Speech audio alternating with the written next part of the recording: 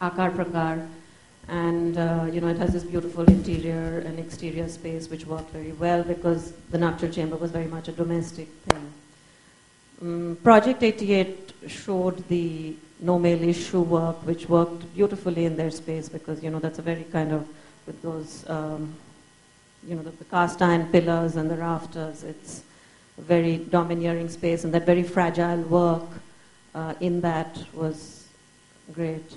And of course, Kimold, as I was saying, that the last bell call was prompted by that, yeah. The audience, does anyone have any questions for Paula specifically to start with?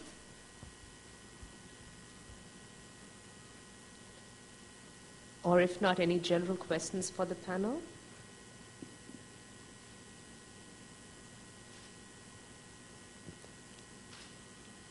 If not, I will happily conclude this session by thanking all the artists for sharing so generously of their time and their materials and their thoughts, and to thank you as an audience for being so patient and sitting through the presentations. I hope it has in some ways demystified the art and in some ways added a sense of mystery to the process of art making. Thank you.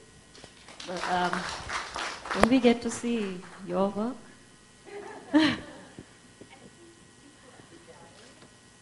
People are tired.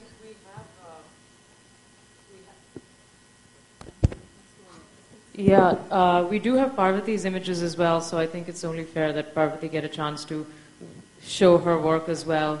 Those of you who would like to stay, I welcome you to stay on. If you'd like to grab a cup of coffee, you're welcome to do so as well. We're not trapping you here, but I assure you that it will be worth it. So, Parvathi?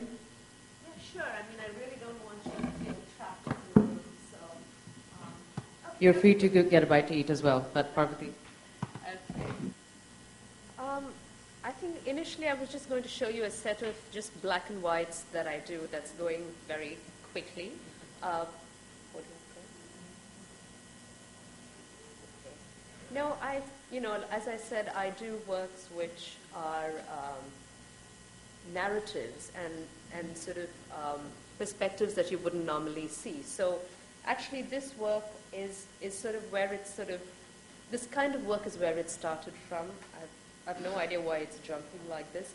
But it's actually a cloud, the trails left by particles in a cloud chamber, and it's called, it sort of, these particles were so small that you couldn't photograph them, and therefore you had to,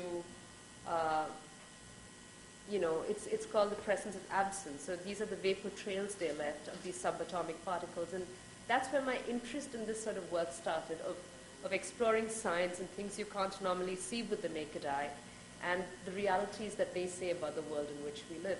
So now this again is a moonscape with the moon and panels of craters on either side. This was a huge work. It was in the central panel is about 5 by 6, and the side panels are also it was a very, very large work. This was, a map of Delhi, based on Google Maps. So they're things of the world which, like a still from a movie, which you wouldn't see, you'd see it as moving images. This is the reality at the subatomic level of the world we live in.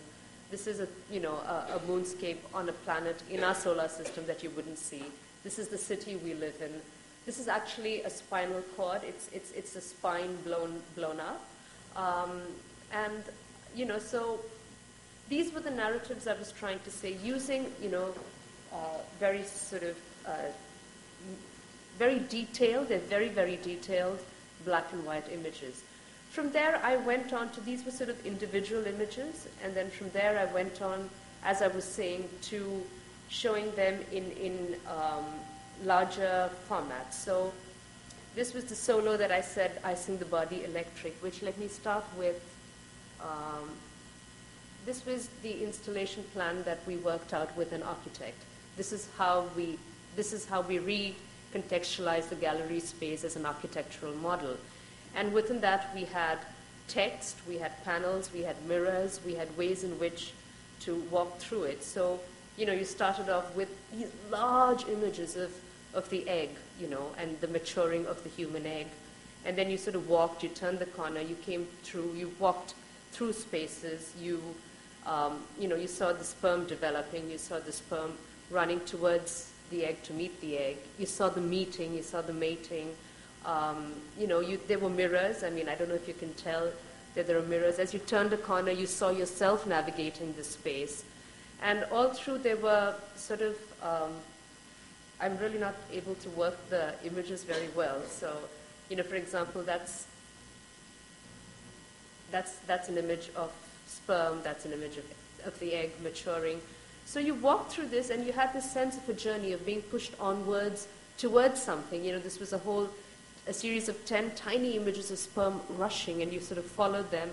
And then as you went, there were bits of wall text narrating all, linking all this to a corporate race, to the way the business world works. So, people who went through it sort of, had an experience of drawing as opposed to seeing drawing. And for me, that was sort of very important.